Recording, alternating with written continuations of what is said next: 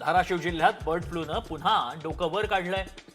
जिल्ह्यात कावळे मरण्याचं प्रमाण अचानक वाढल्यानं नागरिकांमध्ये भीती आहे। आतापर्यंत जिल्ह्यात 50 पेक्षा अधिक कावळ्यांचा मृत्यू झालाय। पशुसंवर्धन विभागानं कावळ्यांचे नमुने तपासणीसाठी प्रयोगशाळेत पाठवलेत। काही दिवसांपूर्वी ढोकी परिसरात कावळे मृतावस्थेत आढळले। तपासणीअंती त्यांना बर्ड फ्लूची लागण झाली असल्याचं निष्पन्न झालं। आता पुन्हा कळंब शहर, दहिफळ गावासह इतर परिसरात कावळ्यांचा अचानकपणे मृत्यू झालाय।